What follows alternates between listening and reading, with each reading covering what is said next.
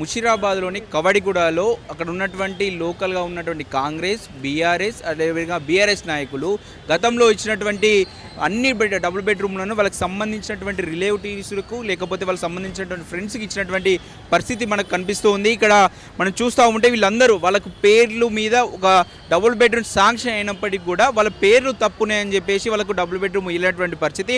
అదే పేరుతో వీళ్ళకి అలాటెడ్ వీళ్ళకు ఇచ్చినటువంటి ఆ డబుల్ బెడ్రూమ్ని వేరే వాళ్ళకు మళ్ళీ ఇవ్వడం జరిగింది. దీనికి సంబంధించి వీళ్ళతో ఒకసారి మాట్లాడి తెలుసుకునే ప్రయత్నం చేద్దాం. అమ్మ, అసలు ఏం జరిగింది, అసలు మీకు ఇచ్చిన డబుల్ బెడ్రూమ్ ఎందుకు వేరే వాళ్ళకి ఇచ్చారు? ఇది ఫస్ట్ లీస్ట్ సార్. ఈ లీస్ట్ మార్చేసారు. డబల్ బెడ్రూమ్ అప్పుడు శాంక్షన్ చేసిండేది. ఎప్పటిది 2018లో అప్లై చేసుకున్నాం. అప్పటి లీస్ట్ తీసేసి ఇప్పుడు కొత్త లీస్ట్ వచ్చింది. అప్పుడు వచ్చిన వాళ్ళు ఎవరికి సరిగా రాలేవు సార్. 5-6 మంది ఉన్నారు, 6 మెంబర్స్. తప్పు వచ్చింది. ఇప్పుడు కొత్త లీస్ట్లో ఎంతమందికి ఇచ్చారు, ఎంతమందికి తెలియని వాళ్ళకి ఇచ్చారో కూడా మాకు తెలియదు. కానీ ఆడ పుట్టి పెరిగి ఉన్నోళ్ళకి మాత్రం ఇల్లు రాలేదు. మేము అడిగితే అంటున్నారు ఎంఆర్ఓ అడుగు, ఆర్డీఓ దగ్గరికి వాళ్ళు ఇచ్చిర్రు, మేము పెట్టినాం అంటారు. ఏమన్నా అంటే అంటారు. మళ్ళీ అక్కడ 3 ఇండ్లు వచ్చిన అడిగినాం. వీళ్ళకి 3 ఇండ్లు ఎట్లా వస్తాయి? వాళ్ళు ఉన్నోళ్ళే కదా, వాళ్ళకి జాగాలు ఉన్నాయి, భూములు ఉన్నాయి, ఇండ్లు ఉన్నాయి, బాగా పరపతి ఉన్నోళ్ళే కదా. మరి లేనోళ్ళకి కదా ఈ డబల్ బెడ్రూమ్లు. ఉన్నోళ్ళకి ఎట్లా ఇస్తారు? ఏం లేనోళ్ళే కదా. మాకు ఏం లేదు, జాగా లేదు, భూమి లేదు, ఒక ఇల్లు కూడా లేదు. మాకు రోడ్డు మీద రోజు కష్టం చేస్తే కానీ గడవని పొజిషన్ మాది. మాకు రావాలి కదా. మేము ఆడ ఉన్నోళ్ళమే కదా, లేనోళ్ళం వచ్చి అడగట్లేదు. ఆ బస్తీకి సంబంధించిన వాళ్ళమే కదా. మాకు తప్పకుండా ఇండ్లు ఇవ్వాలంటే లేదమ్మా మీకు ఇయ్యము. అప్పుడు కోర్టులో కేసు నడిచింది, దానికోసం పెట్టిరు. వీళ్ళకి ఇస్తున్నాము అని అన్నారు ఒక పెద్ద మనిషి. ఆ పెద్ద మనిషి అప్పుడు పెట్టిండు. అందుకని చెప్పి ఆయనకు 3 ఇండ్లు రాసినాము అన్నారు. 3 ఇండ్లు రాసినామంటే ఎట్లా న్యాయం అవుతుంది? ఈ కేసు అయింది, పైసలు పెడితే ఎవరికైనా ఇస్తారా? మరి లేని వాళ్ళు ఏమైపోవాలి? దాన్ని మేము అడుగుతున్నాం సార్. మాకు ఇండ్లు రావాలని మేము కొట్లాడుతున్నాం. ఎవరు అంటే ఇక చెప్తే మరి మా మీదకి ఏమొస్తారో తెలియదు. వాళ్ళ పేర్లు బయట పెడితే 3 పార్టీల వాళ్ళు 4 ఉన్నారు సార్ పెద్ద మనుషులు. చెప్పు సార్, 4 ఉన్నారు. మురళి, తిరుమలేష్, బాబు, వీళ్ళ 3 కలిసి కుమ్మక్కై చేసినారు సార్. ఇదంతా వాళ్ళ 3 వల్లనే మాకు అన్యాయం జరిగింది. ఏమనంటే మురళి అనే వ్యక్తి అసలు అక్కడ పర్సన్ కాదు. అసలు అక్కడ ఆధార్ లేదు, పాన్ లేదు, ఏ ఓటర్ ఐడి, ఇంత లిస్టు ఐడి ప్రూఫ్ కూడా అతనిది లేదు. లేకుండా మా ఈ కుటుంబంలో వచ్చి నా 3 ఇండ్లు ఉన్నాయని 3 పట్టాలు తీసేసుకున్నాడు అతను. మాకు ఫస్ట్ లిస్ట్లో మా పేరు వచ్చింది. మా అత్తమ్మ చనిపోతే ఆమె పేరు లిస్ట్లో వచ్చింది. డెత్ సర్టిఫికేట్ సబ్మిట్ చేసినాము, అన్నీ చేసినాక మీ ఇల్లు లేదు, మీ పేరు లేదు అన్నట్టుగా పేరు మొత్తం మార్చేసినారు. మేము అట్లాగే ఎంఆర్ఓ దగ్గర కూడా వెళ్ళి అడిగితే ఏమంటున్నాడంటే ఎంఆర్ఓ గారు కూడా చాలా ర్యాష్గా సమాధానం చెప్పినారు. మాకు అడిగితే 5 లక్షలు ఇట్లా తీసుకున్నాడు సార్. తీసుకున్నప్పుడు మరి అతనికి ఎందుకు 3 ఇల్లు ఇస్తారు? 5 లక్షలు పెట్టినా అని అంటున్నాడు. పెట్టినట్టు ప్రూఫ్ కూడా మా దగ్గర ఏం లేదు అని అంటే ఎంఆర్ అంటాడు మేము కడతాం, మేము ఎంత పెట్టినాడో మేము ఫ్యామిలీ అంతా తీసుకొని ఎంత ఇచ్చినాడో అంత మేము ఇచ్చేస్తాము, మా ఇల్లు మాకు కావాలి అంటే మీరు 5 లక్షలు ఇస్తా అంటున్నారంటే మీ దగ్గర డబ్బు ఉన్నట్టే అని ఎంఆర్ఓ గారు కూడా మాట్లాడినారు. అట్లాగే మాట్లాడినారు. మాకు ఎక్కడ న్యాయం జరగట్లేదు. డబుల్ బెడ్రూమ్ ఇవ్వలే. మేము ఏమన్నాము, అతను 5 లక్షలు పెట్టినా అంటున్నారు కదా, 5 లక్షలు మేము ఫ్యామిలీ అందరం వేసేసుకొని ఆడ 5 లక్షలు మేము ఇచ్చేస్తామంటే ఎంఆర్ఓ ఏమంటున్నాడంటే మీరు 5 లక్షలు ఇస్తా అన్నారంటే మీరు గొప్ప వాళ్ళే అన్నట్టుగా విధంగా మాట్లాడుతున్నారు. మాకైతే లేని వాళ్ళం సార్. మేము డ్యూటీని వదులుకొని ఇక్కడ అంతా తిరుక్కుంటూ ఆఫీసుల చుట్టూ తిరుక్కుంటూ మేము ఉన్నాం. మాకైతే న్యాయం కావాలి సార్. మాకు న్యాయం జరగాలి. బిల్డింగ్ కూడా ఉంది సార్. ఆ 3వ పర్సన్ మురళీకృష్ణ అనే వ్యక్తికి 3 పట్టాలు శాంక్షన్ అయినాయి. మా బస్తీ వాసులు పెద్ద మనుషులు కలిసి ఆయనతో కుమ్మక్కయి లంచానికి ఎగబడుతున్నారు సార్. పేదవాళ్ళ పొట్టగొట్టడానికి వెనక కూడా పోతలేరు సార్. మేము ఆల్రెడీ పోయి బతిలాడుతుంటే మీ దిక్కున్న చోటు చెప్పుకోండి, అయిపోయింది, పట్టాలు ఆల్రెడీ వచ్చేసినాయి 30 పట్టాలు, ఇక మీరు ఏమైనా చేసుకుంటే మీతో ఏం కాదు, మీరు అంత పేదవాళ్ళు, మిమ్మల్ని తొక్కేస్తాం ఇలాగే, ఇలాంటి మీరు ఇళ్ళకి వచ్చి మేము 3 కాదు ఇంకా 10 కూడా తీసుకుంటాం, మిమ్మల్ని అడిగే అధికారం ఎవరికి లేదు, మమ్మల్ని ఎవరేం చేయలేనట్టుగా మాట్లాడుతూ సార్. కలెక్టర్ సార్ కూడా మేము అప్లికేషన్ పెట్టుకున్నాము. ఎందుకంటే రీఎన్క్వైరీ చేస్తామని చెప్పారు. 15 రోజుల్లో దీని మీద చర్య తీసుకొని చేస్తానని సార్. దయచేసి మీడియా తరఫున కూడా మాకు న్యాయం జరుగుతుందని మేము తొలి వెలుగు నుంచి మేము కోరుకుంటూ ఈ సభను ముగిస్తాం సార్. నమస్తే సార్. మాకు అప్పటి నుంచి ఇల్లు ఉంది, కానీ ఇప్పుడు ఇల్లు లేదు. మీరు ఏం చేసుకుంటా చేసుకొని మీరు ఇట్లా తిరుగుతున్నారు కదా, మీకు ఒక్క ఇల్లు కాదు కదా, అసలు ఇండ్లే రానియకుండా చేస్తామని గట్టిగా అంటున్నారు. అక్కడ బస్సు ఉన్న 4 బెదిరిస్తున్నారు, కొడతా అంటున్నారు, తిడతా అంటున్నారు. మీరైతే కొట్టండి, ఏం చేస్తారో చేసుకోండి, మేము చేసేది మేము చేస్తాము అని మమ్మల్ని భయపట్టించి మమ్మల్ని తిడుతున్నారు బాగా. మాకు ఇప్పుడు ఇల్లు అడుగుతా మాత్రం ఇల్లు ఇయ్యను అంటున్నారు.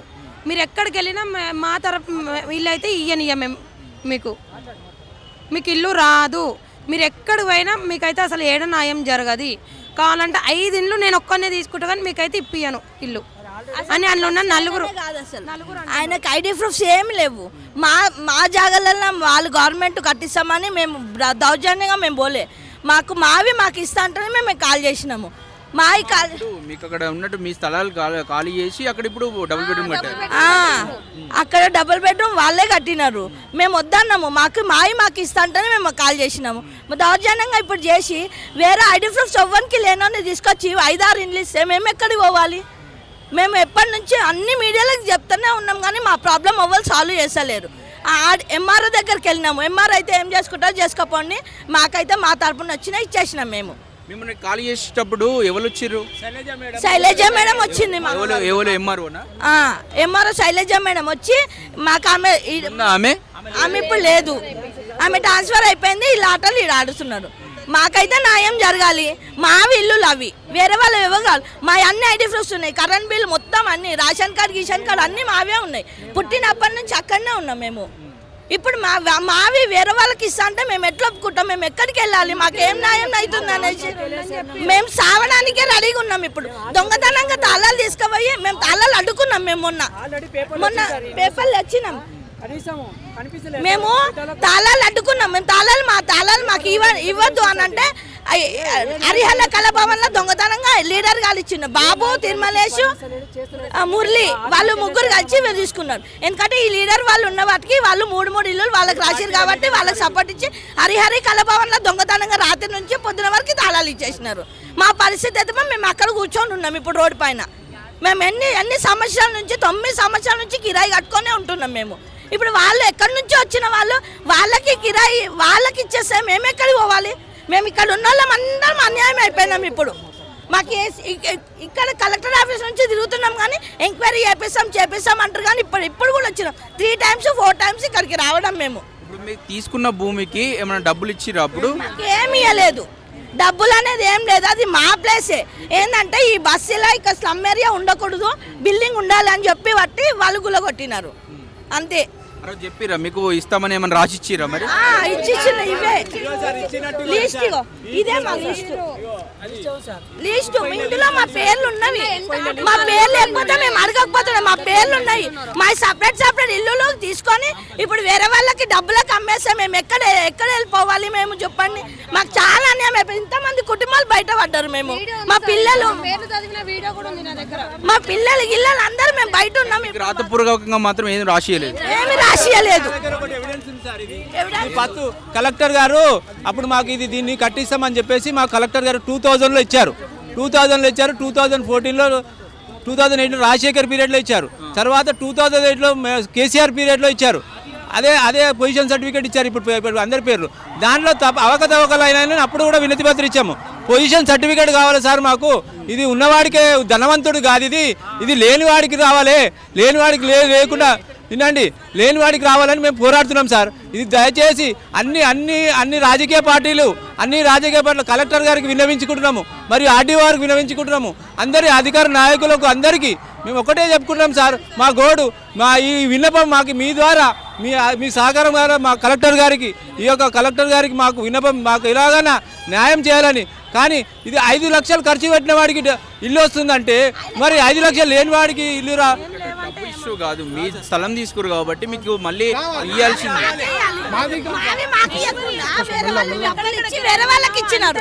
వాళ్ళకి ఇక్కడ ఐడి ప్రూఫ్ ఉంది నంబర్, ఇది పేరు, ఇది ఇట్లా వచ్చిందంటే శాంక్షన్ లెటర్ అని చెప్పినారు. మాకు సిగ్నేచర్ గ్రీన్ పెన్ తో చేపించినాం. మేము ఆల్రెడీ చెప్పినాం మా జాగాలో మాకు ఇస్తాటైతే మేము ఇస్తాం, లేకపోతే మేము ఇయ్యం. మేము ఇయ్యమని చెప్పినాం. ఏమి 2 days ముందు గులగొట్ట ముందు 2 days ముందు ఇది ఒక్కటి పేపర్ వచ్చి ఇచ్చినారు. ఇందులో రాసిన రొట్టి ఎవరికైతే ఇప్పుడు ఎంతమంది అన్న ఉన్నని పెళ్ళైన వాళ్ళకు ఎలిజిబుల్ వాళ్ళందరికీ రావాలి. ఆధార్ కార్డ్ నెంబర్తో సహా ఇది అయినట్టు మీకు వస్తే పట్ట ఇదే అని చెప్పినారు. ఇట్లా ఆశ్రయించే ప్రయత్నం చేశారా? ఇంకా చేయలేము. ఇంకా అయితే అది చేస్తాం మేము. ఎందుకంటే మా ల్యాండ్ మీద మాకు కట్టించి వేరే వాళ్ళకి ఎందుకు ఇచ్చినారు? మేము అడిగేది అది ఒక్కటే, వేరే వాళ్ళకి ఎందుకు ఇచ్చినారు? మేము మాకు ఉన్న వాళ్ళకి రావాలి కానీ బయట వాళ్ళు ఉన్నారు. ఇక్కడ మొత్తం బయట వాళ్ళకి దగ్గర 6-7 మందికి ఇచ్చినారు. ఊర్లలోకి వచ్చినారు. వాళ్ళు ఎట్లా అంటే వేరే రకంగా ఇది పేపర్ పెట్టకుండా వేరే పేపర్ పెట్టి మొత్తం రాసుకొని పేపర్ పెట్టినారు. కలెక్టర్ ఆఫీసర్ చెక్ చేస్తే లిస్ట్ లేదు మాది. ఎందుకు లేదు? 2 times అనౌన్స్మెంట్ చేసినారు. ఇంటికాడికి వచ్చి ప్రజాదర్భ పెట్టి ఇంటికాడ పెట్టి అనౌన్స్మెంట్ అయింది. తాటం ఇక్కడికి వచ్చే వరకు కలెక్టర్ ఆఫీస్కి వచ్చే వరకు లేదు. ఇక్కడ మేము అడిగినాం ఎందుకు లేదు. కలెక్టర్ సార్కి ఆ రోజు లెటర్ రాసినాము, మొన్నమే వచ్చి ఇచ్చేసినాము. ఇప్పటివరకు రెస్పాన్స్ అవుతలేదు. మేము ఎక్కడ పోయి ఉండాలి? మా జాగా వదిలేసి మేము ఎక్కడ పోయి ఉండాలి? మేము ఆల్రెడీ చెప్పినాము ఇట్లా అన్నదమ్ములు ఇంతమంది ఉన్నాం, మాకు ఉన్న ప్లేస్లో మాకు ఇస్తా అంటే మేము ఓకే అన్నాం. ఇద్దరికి ఇచ్చే మూడోడు ఎక్కడ వెళ్తాడు? సపరేట్ ఒకటే ఫ్యామిలీ కూడా కాదు, మాది సపరేట్. ఇక్కడ మాకు అసలు పట్టాలు ఇస్తున్నారని కూడా తెలియదు. ఇప్పుడు ఎవరికైతే శాంక్షన్ అయిందో వాళ్ళకి పట్టాలు ఇస్తున్నామని కాల్ చేసి ఇక్కడికి వచ్చారు. పట్టాలు ఇస్తున్నారంటే మాకు వాళ్ళ ద్వారా తెలుసుకొని మేము ఇక్కడికి వచ్చినాము. అప్పుడు కూడా కలెక్టర్కి అప్పుడప్పుడే లెటర్ రాసి ఇచ్చినాం. సార్ మాకు అన్యాయం జరిగింది మీరు చూడండి అంటే పేపర్ తీసుకొని కార్లో పెట్టుకొని వెళ్ళినట్టు తప్పించి మేము ఇప్పటికీ 4 times 4 letters ఇచ్చినాం. మేము మాకు అన్యాయం జరిగింది, మీరు రెస్పాన్స్ కావాలి అనేసి.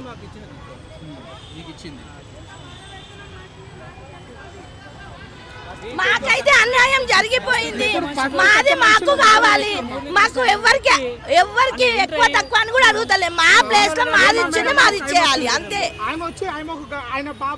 క్షత్రియ సంఘం నాకు ఒక లీడర్ వచ్చింది, ఆమె మాకు అసలు ఆమెనే ఇది చేసింది మొత్తం. ఆమె వల్ల మాకు మొత్తం అన్యాయం అయిపోయింది. క్షత్రియ సంఘం ఆమె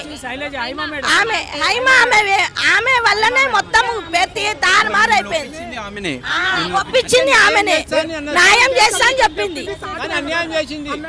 మాకైతే న్యాయం జరగాలి, లేకపోతే మేము ఇప్పుడు కలెక్టర్ కూడా రెస్పాన్స్ కాకలేదు అనుకో సార్, మేమైతే కోర్టులో కేసేయడానికి రెడీగా ఉన్నాం.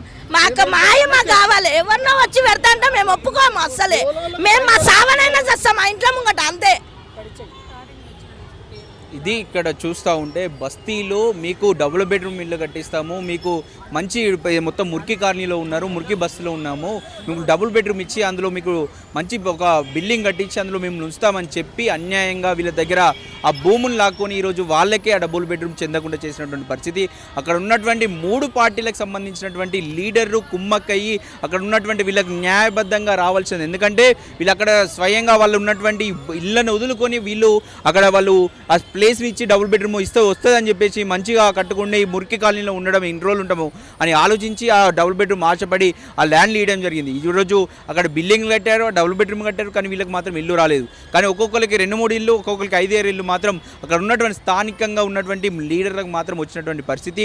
దీనిపై వాళ్ళు ఎక్కడికి వెళ్ళాల్సినటువంటి పరిస్థితి ఉంటారు? వాళ్ళు కోర్టులకు పోతారా? కోర్టుల చుట్టూ తిరుగుతారా? అక్కడ ఉన్నటువంటి తహసీల్దార్ అప్పుడు ఒప్పించింది, అక్కడ ఒప్పించి మీకు ఆ డబుల్ బెడ్రూమ్ ఇప్పిస్తామమ్మా, నీకు మంచిగా ఉంటుందమ్మా, ఇదంతా మురికి కాలనీలో బాగాలేదు, మీకు రోగాలు వస్తాయి, అది వస్తాయి, ఇది వద్దు అని చెప్పేసి నయాన్నో భయాన్నో వాళ్ళు ఒప్పించి ఈరోజు అక్కడ డబుల్ బెడ్రూమ్ ఇల్లు కట్టడం జరిగింది. కానీ తీరా చూస్తే ఆ యొక్క తహసీల్దార్ ట్రాన్స్ఫర్ అయింది. ఇప్పుడు చూస్తూ ఉంటే ఇప్పుడు వచ్చిన తహసీల్దార్ నాకు సంబంధం లేదు, నాకు ఏమైనా లేనటువంటి పరిస్థితులు చెప్తున్నట్టు ఉన్నాయి. ఇక్కడ వచ్చి ఈరోజు కలెక్టర్ ఆఫీస్లో వీళ్ళు ఫిర్యాదులు ఇస్తూ ఉన్నారు. కాకపోతే వీళ్ళు ఎక్కడికి పోవాలి? కలెక్టర్ ఆఫీస్ ఇక్కడ చర్యలు ఏం తీసుకుంటుంది? అక్కడ పోయి నిజంగా ఇన్వెస్టిగేషన్ జరుగుతుందా? కోర్టులకు పోయే పరిస్థితిలో వీళ్ళు ఉన్నారా? కోర్టుల చుట్టూ తిరిగే వీళ్ళ పొజిషన్ వీళ్ళకు ఉంటుందా? అంటే డబ్బులు పెట్టే ఉన్న పొజిషన్లో వీళ్ళు లేరు. వీళ్ళకు రావాల్సిన లీగల్గా ఏదైతే అక్కడ ఉన్నటువంటి స్థానికంగా ఉన్న నాయకుల వైఫల్యం వల్లనే వాళ్ళు ఏదైతే ఇచ్చినారో హామీలు, మీకు ఇస్తాము, మీ భవిష్యత్తు బాగుంటుంది, మీకు మంచి ఇల్లు వస్తుంది అని చెప్పేసి ఆశ చూపారో ఆ ఆశను మట్టి కలిపినటువంటి పరిస్థితి మనం చూస్తూ ఉన్నాము. మీరు ఏదైతే ఇప్పటికైనా ఇక్కడ ఉన్న కలెక్టరు దీనిపై స్పందించి వాళ్ళకి న్యాయంగా కావాల్సినటువంటి ఏదైతే డబుల్ బెడ్రూమ్ ఉందో వాళ్ళకి ఇప్పించాలని చెప్పేసి కోరుకుంటూ ఉన్నాము. కెమెరామ్యాన్ గణేష్తో అక్షిత్, హైదరాబాద్.